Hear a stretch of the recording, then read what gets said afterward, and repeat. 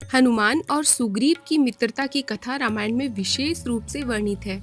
यह कथा न केवल मित्रता के महत्व को दर्शाती है, बल्कि यह भी दिखाती है कि कैसे सच्ची भक्ति और सेवा से महान कार्य संपन्न किए जा सकते हैं। जी हाँ, बिल्कुल। सुग्रीव और श्री राम की मित्रता में एक बहुत कड़ी हनुमान जी ने अदा की है। चलिए वीडियो को शुरू करते हैं। जय श्री राधे। वानर राज सुग्रीव, जो कि किष्किंधा के राजा थे, अपने ही भाई बाली द्वारा प्रताड़ित किए जा रहे थे। बाली ने सुग्रीव को किष्किंधा से निकाल दिया था और उनकी पत्नी को भी छीन लिया था। भयभीत सुग्रीव अपने कुछ साथियों के साथ ऋषभमुख पर्वत पर रहने लगे, क्योंकि यह पर्वत बाली के लिए निषिद्ध था।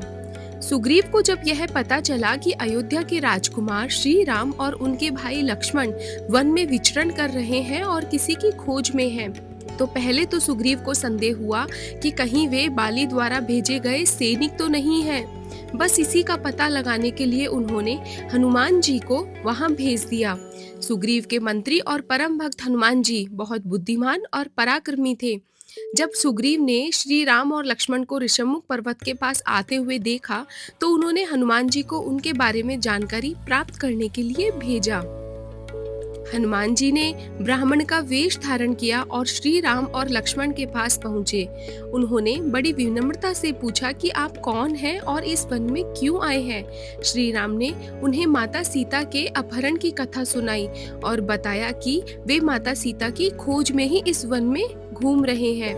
हनुमान जी ने श्री राम के व्यक्तित्व और उनकी दिव्यता, उनके विनम्र स्वभाव को देखकर पहचान लिया कि ये कोई साधारण मानव नहीं है, बल्कि स्वयं भगवान विष्णु के अवतार है।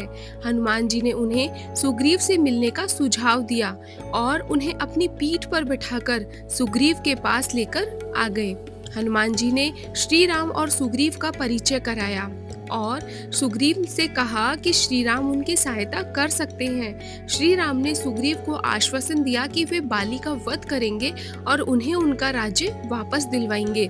सुग्रीव और श्री राम के बीच में इस तरीके की बातें हुई। सुग्रीव ने संदेह व्यक्त किया कि क्या श्री राम सच में बाली को हरा सकते हैं, क्योंकि बाली तो अपार शक्ति का स्वामी था। संदेह दूर करने के लिए सुग्रीव ने श्री राम से अपनी शक्ति का परिचय देने का अनुरोध किया।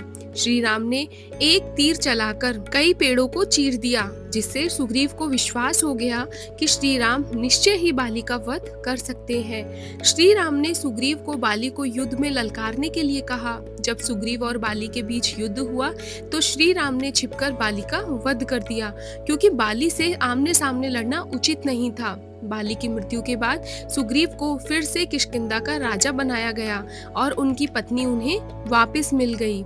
सुग्रीव ने श्री राम को धन्यवाद दिया और वचन दिया कि जब वर्षा ऋतु समाप्त होगी, तब वे पूरी वानर सेना के साथ माता सीता की खोज में सहायता करेंगे।